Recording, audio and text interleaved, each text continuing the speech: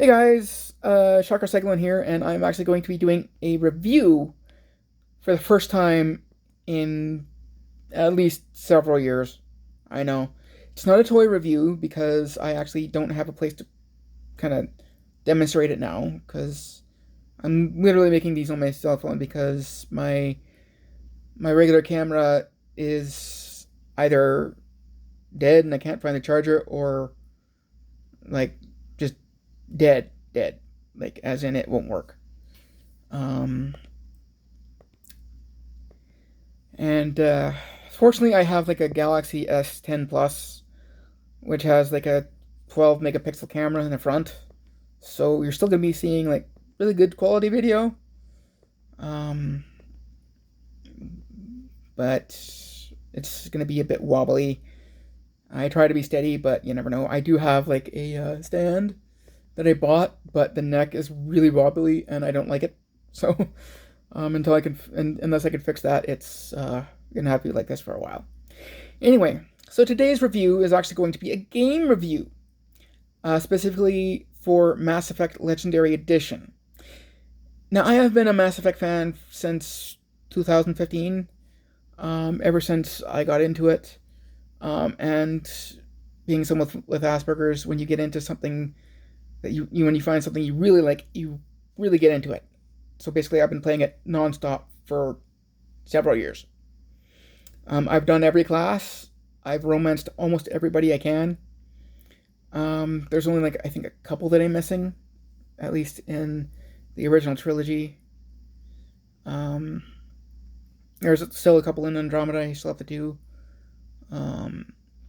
But so of course, when they announced back in November on N7 Day, which is November 7th, by the way, if you don't get that, um, I actually got really excited. And then I started thinking about, well, what are they going to do? Because, like, there's the Bioshock remaster, which all they did was just, like, kind of put better resolutions on a lot of the, um, like the graphics. They did not change the gameplay at all. In fact, they actually left it a little bit more buggy. They fixed a lot of the bugs, but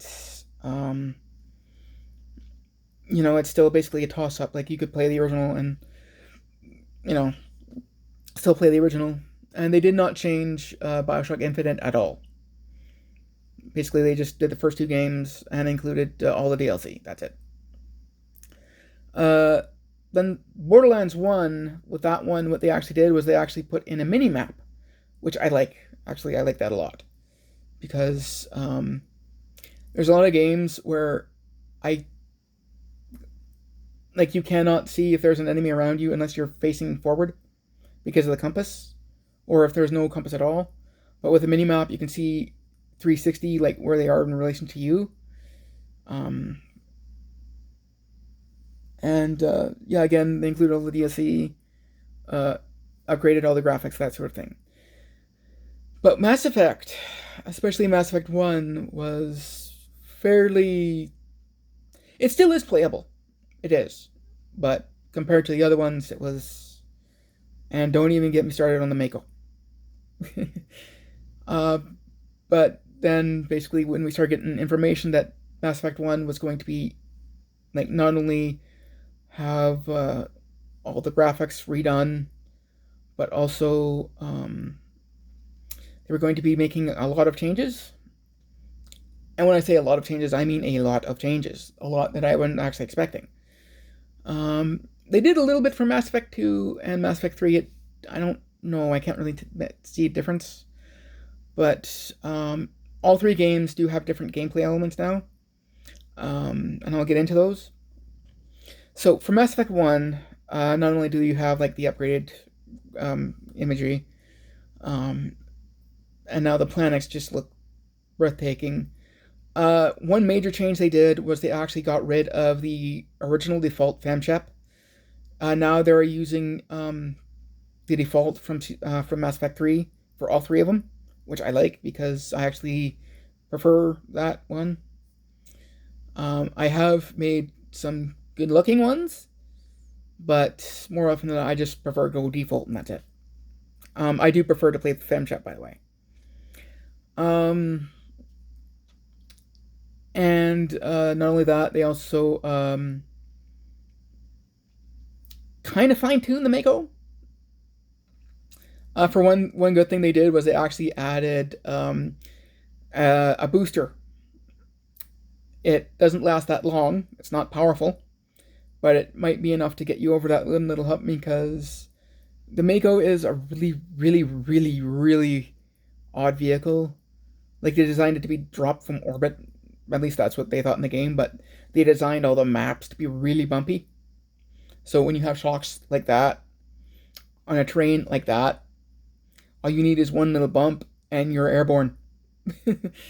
And so a lot of times, like you could also be going up a mountain, and you don't think you'll be able to go up, and then you go up, but then there are mountains that you think you'll be able to get up, and you can't. And it's really frustrating because then you lose your traction, and then you go all the way back down. The booster kind of helps with that, but not a lot. But one definite thing about the Mako they did change was, well, one good thing they changed was now you don't have to actually be totally frozen when you're fixing it. A bad thing, though, is what they did with the Thresher Moths, which are big giant worms that pop out. Before, they'd pop out and they wouldn't move. And basically, like, if you stayed in, like, one kind of location, you'd be able to just easily dodge their acid and then just start hammer away with them and they're dead. They were easy.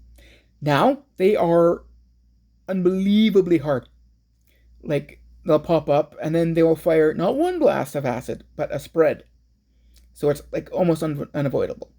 And then when they go down, they barrel toward you.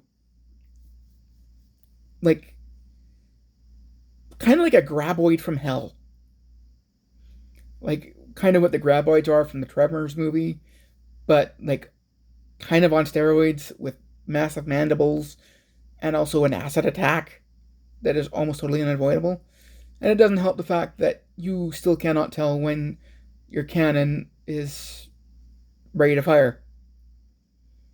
It can be frustrating, especially when you first start out and you're not expecting it, because I was definitely not expecting that.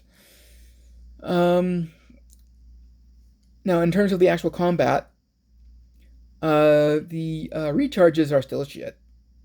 Like, you're still looking at 60 minutes, or 60 seconds. Thankfully, it's not 60 minutes. 60-minute recharge originally, although you can cut that down with a couple of achievements, as well as upgrades to either your Omni tool or your biotic amp. But for soldiers, unless you're using like a special armor upgrade, or like an armor mod, like you can't get any recharge. Rebate. They redid the whole shielding system, so now it's more like the other ones. So it's like a dome instead of like a stack of bars on each crew member. Which I kind of like and kind of don't, because when I had like 6 bars of shield, I knew that I was fully topped out. Whereas now it could be like you could be wearing anything and you barely be able to tell the difference. Which I guess kind of works if you really like different armors, but the weapons were heavily modified. It used to be that like an assault rifle would just fire a stream of bullets or a stream of shots. A sniper rifle would just like one big blast. You know, shotgun again, one big blast, and then pistol, like now basically some shoot quick, some shoot like slowly but are more powerful, kind of like the other rifles in the other games, and then some actually shoot a burst round. Also, some of the biggest change is actually in the assault rifles, because there are some that do burst fire and some that only do a single shot. When I play soldier, I prefer the rapid fire ones because like I pulse instead of just holding the left mouse button down and just firing a stream. Um, I pulse because it actually helps you maintain your accuracy. Um, there is that. There was also a bug that kind of locked you out of the Spectre gear, which sucked because, like, as the first one I did was a soldier, because I'll get into this in a bit. Um, I was kind of expecting to just take all the heavy rifles and just be fine. So imagine my surprise when I found a Thunder, which is like an advanced heavy rifle, and went to use it, went to pulse it, and instead of just have it firing like one single shot. That was a bit much. I do love, however, what they've done with the high explosive ammo. It used to be like you would just fire one shot with any weapon and it would just overheat it. Now you can actually get a few shots off. And if you don't know what high X ammo is, it's basically like it explodes on impact. It's really fun. Especially if you could just give it to all your squad mates and they're just running around blasting things. Like imagine a husk like just suddenly going flying on fire. It's amazing. But I basically went into these games, like into it with knowledge I got from like the original, and imagine my surprise when it basically did not play like that anymore. So my first run was kind of bad. Another change they did make that I do like is you can now, as long as you have like the amount of Omnigel you need to open it, you can now actually attempt the hacking indefinitely, like no matter how many tries. Before it used to be just like a one and done thing, unless it was for something important like an artifact or something like that. Then you can actually just hack to your heart's content. But now you can just do it as much as you want. You can't do that in Mass Effect 2 though, which sucks because the hacking in that one is still kind of nerve-wracking a bit. But I'll get into that. All in all, the first game plays really good. Honestly, like, excuse me. Honestly, you can take either the original or this one. The only difference is there is one DLC from the first game that they could not get, which was the Pinnacle Station. That one was unfortunately too corrupted to be usable because it was actually done by someone other than BioWare. But with all three games, you get all the DLC, including ones that were basically originally like store exclusives. Because imagine my surprise when I started Mass Effect 3 and I found 2 new armors. As far as like the DLC armor and weapons goes, in Mass Effect 2, some armor you can buy and some weapons you can buy. Other ones you actually have to research, which I actually do like. It's not just all dumped into you, because a lot of times it would cause like my squaddies to like start with like really powerful weapons, and I'm still using like the turd ones. Especially when it comes to SMGs, because there was no like DLC SMG except for like the one you find in Kasumi's mission, which is DLC. But it's the same in Mass Effect 3. A lot of the weapons you can actually buy from the Spectre gear, or like the Spectre requisition panel. But a couple of them, they dropped the price of the Black Widow, but they jacked the price for the Valiant rifle like a lot. It's now 250,000 credits, which is a lot.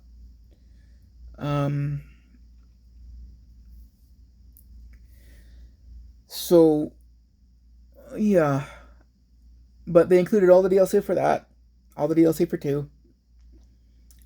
There was this really weird glitch that has been fixed now, but the first time I played it, it was still there. On the Overlord DLC, when you actually got to David, his eyes were blood red. And some people want them to keep that because it made him look like he was possessed. I didn't like it because he didn't look like that in the first game. And he doesn't look like that in the third game if you save him. which I always do. I mean, you're kind of a dick if you don't. Um, the morality system still works the same. Um, they actually made the hammerhead from Mass Effect 2 worse.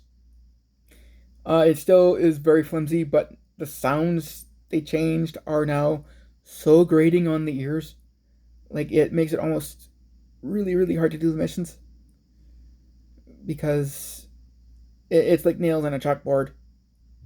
Seriously. Um, anyway, the game is available for Windows, which I have, um, PS4, PS5, Xbox One, Xbox Series X or S or whatever one you want to get. Honestly, I think that was a bad name for the system. um, it is not coming out for Switch, which kind of bummed me out because I was kind of looking forward to getting it to Switch and actually just playing Mass Effect whenever I wanted to. Although the Joy-Con controls for the Switch are a bit wonky, I find. Like, the aiming is really, really, really slow. And, well, not so much slow, but really inaccurate. Um, I don't know if, like, the Mass Effect games have a lock-on for consoles. I have played the first game on console, but that was, like, a long time ago. As far as I know, the console versions now, actually, as far as I know, not the console versions, but the PC version now has controller support for the first game. It didn't for the first game originally. And I think it does actually change the interface if you have a controller plugged in. I prefer mouse and keyboard because it's just so accurate. It's another reason why I couldn't wait for Horizon Zero Dawn to come out on PC, which I actually have to start playing. um, so would I recommend this game if you're a Mass Effect fan? Yes.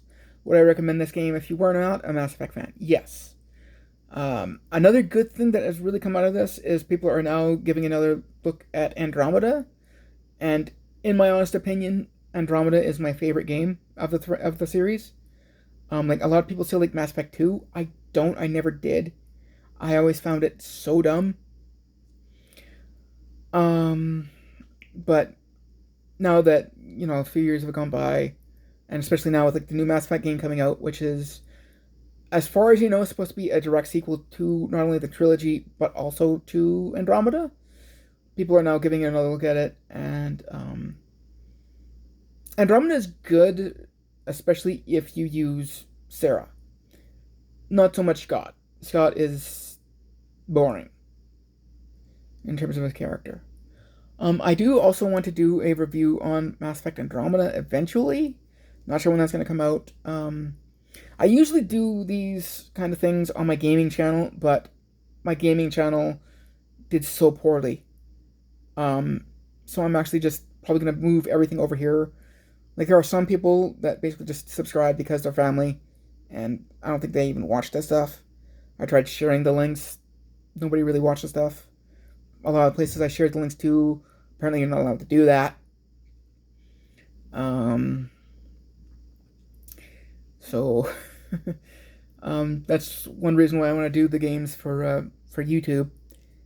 Basically, it'll just be easier that way. I don't have to just keep on thinking about how much time I've gone by, when to cut the episode, that sort of thing. I just do a whole session, whether it be like 2 or 3 hours, and then just go from there. Haven't quite decided what class I want to be. Sorry, my neighbor's moving stuff. But I'll think about that.